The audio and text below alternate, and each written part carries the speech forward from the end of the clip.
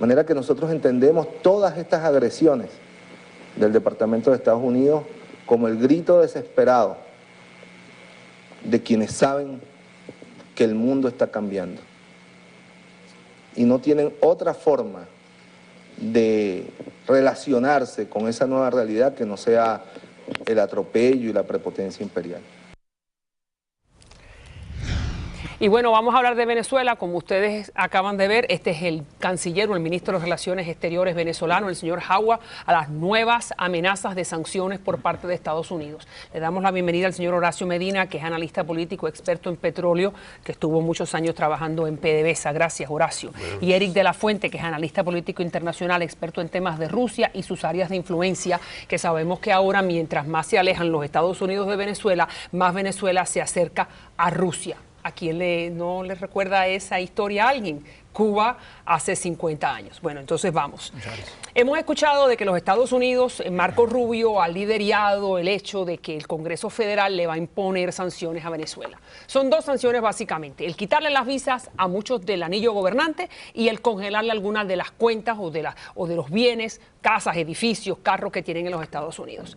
¿A quién le duele más esto? Ok, primero que nada, permíteme hacer una corrección. Adelante. Las sanciones no son a Venezuela. Eso es lo que ellos quieren vender. Bien. Las sanciones son a los forajidos, a los delincuentes que forman el régimen en Venezuela. Porque son todos unos malandros. A ellos es que los van a sancionar. Aunque ellos no a Venezuela. Bien, es que usted tiene razón técnicamente, bien, pero ellos se le están... Y usted claro, tiene pero razón, yo tengo que responderle al malandro de Jagua. Tengo que responderle en los términos que él merece. Él no merece otros términos. Tiene toda la razón, okay. Pero usted sabe que también el gobierno de Maduro le está vendiendo a sus compatriotas venezolanos de que es una sanción al pueblo en su totalidad. Vamos a ver. Precisamente por eso es que yo rescato que no es así. Es correcto. Es a los malandros. Bien. Y eso es lo que tenemos que ver claro. Ahora bien, ¿quiénes se perjudican? Bueno, yo tengo uno, por ejemplo, que pobrecito ha sido perjudicado 2 veces, Calixto Ortega, que lo habían recién nombrado y que era el candidato a ser embajador en Washington, y cuando hubo el problema anterior, hace 6 meses atrás, lo sacaron. Calixto Ortega es un jugador empedernido que se la mantiene en Las Vegas, que le encanta la buena vida de los Estados Unidos. Por segunda vez, Calixto, no vas a poder venir a los Estados Unidos.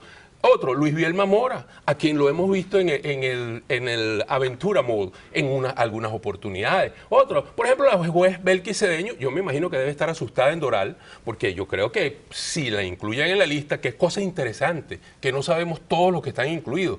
Y por lo tanto, hay muchísimos que van a sentir un temor bien fundado porque no saben si están o no están. De modo que sí los afecta. Espérese, y si están, ¿qué es lo que pasa? Que le congelan sus bienes en Doral, sus casas, los carros, las cuentas. Ahora, mucha gente piensa que, bueno, hay mucho tiempo que se van a llevar los bienes. Los bienes, ese dinero siempre deja un rastro.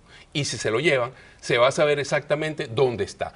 Y muchos de esos bancos a donde van a ir a parar son bancos que tienen nexos y vínculos con bancos de los Estados Unidos. De modo que no se acaba allí las sanciones. Pero no son unas sanciones futiles. Si entiendo, si uno de estos funcionarios que está en la lista negra tiene una cuenta en un banco de Libia, que tiene nexos, bueno, quizás de Libia no tenga Libia nexos. En este momento pero ¿usted cree que ellos van a poner, María Elvira, ¿tú crees que esos malandros van a llevar el dinero a otros malandros? Madrid, sí, bueno, muy bien, Madrid, vamos a decir. Bueno, en Madrid sí hay bancos que tienen nexos directos, relaciones directas con bancos de los Estados Unidos.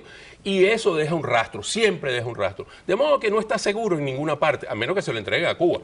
Por ejemplo. Muy bien, pero por ejemplo, usted me está diciendo de alguien que le gustaba Las Vegas. Dígame, por ejemplo, de esa lista que está en la lista de los que van a estar prohibidos de entrar, que tenga algún hijo estudiando, porque también eso incluye hijos estudiando en las universidades, esposas que quieren venir a hacer compras. Hay un ejemplo que creo que lo conversamos en tu programa hace un tiempo, se me va el nombre ahorita, que era general en la Guardia Nacional y que pidió su retiro porque su hijo estudia en los Estados Unidos y cuando vino la primera amenaza de ser incluido en la lista, pidió su baja de la Guardia Nacional. Por ejemplo, hay muchos de esos, los vamos a ver. O sea, que no son eso que las sanciones no me importan, sancióname. No, las sanciones son directas a los malandros que están en el régimen forajido que está convirtiendo a Venezuela en un estado fallido. Allí es donde está. Y según Ileana Ros-Lehtinen, que es una de las que está encabezando esta propuesta en el Congreso Federal, también le afecta a la familia directa, como usted me acaba de decir. Adelante, Ileana.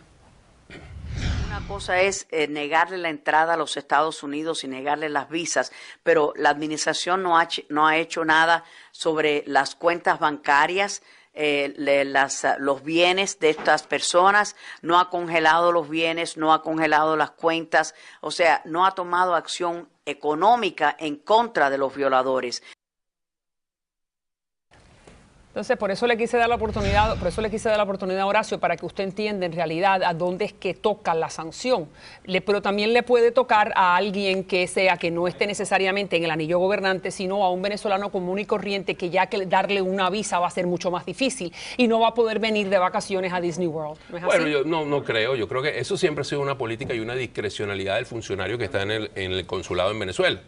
De modo que, o sea, puede ser afectado o no. Yo tengo amigos y allegados que no han conseguido una visa en los Estados Unidos desde hace tiempo. O sea que no es necesariamente por estas sanciones. Vamos entonces, le doy la oportunidad a Eric. Eric, todo esto, como dije al principio, todo esto le da entonces a Venezuela una excusa para acercarse a Rusia. Rusia ahora, Putin está bajo la mirilla de los Estados Unidos, se está portando mal en Ucrania, se está portando mal en Crimea y ahora se acerca el señor Maduro. Déjame solamente mostrarle al público para que ustedes entiendan lo que estoy hablando y ahora os regresamos a ti.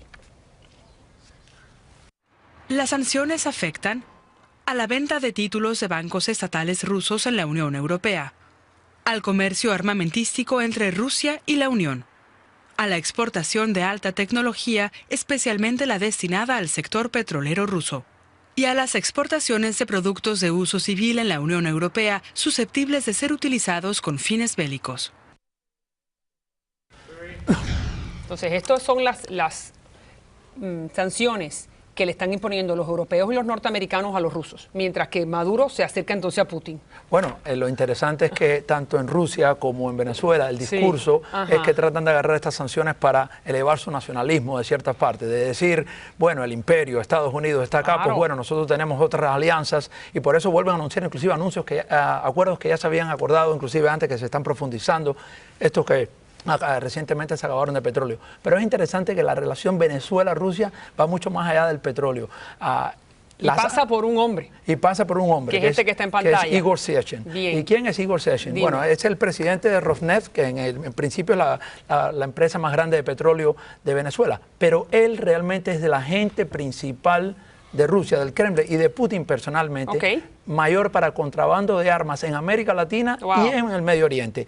En Venezuela él ha sido la clave, el hombre principal. ¿Qué quiere Putin con Caracas? Bueno, en gran parte aquí tiene primero hay un mercado grande de armas. Venezuela inclusive ha cambiado sus armas, ¿no? Pero Chávez le compraba billones y billones. Bueno, viene desde entonces. Nunca supimos para qué las iban a utilizar, pero ahí están. ¿No es así? Las comisiones me imagino que eran grandes, ¿no? Estuvo 10 veces en Moscú Chávez, ¿no? Claro, sí. Había que comprar muchas cosas. Claro. Bien, y la otra cosa es que se han llevado ejercicios navales, inclusive de Rusia y Venezuela juntos, la venta de armas grande, y también hay muchos vehículos que donde Venezuela le está sirviendo a Rusia de contrapeso para ayudarlos en toda la parte geopolítica. Pero es interesante que también esto, porque Igor Sechin realmente no es un hombre ni de petróleo, ni de armas, ni de energía. Él es un intérprete, él es un traductor que fue espía. Es el oficial de la KGB. Y sigue siendo. Una de las cosas que él tiene es que tiene gran influencia en la FSB. Nada nuevo. Y estuvo acá. En dos temas más.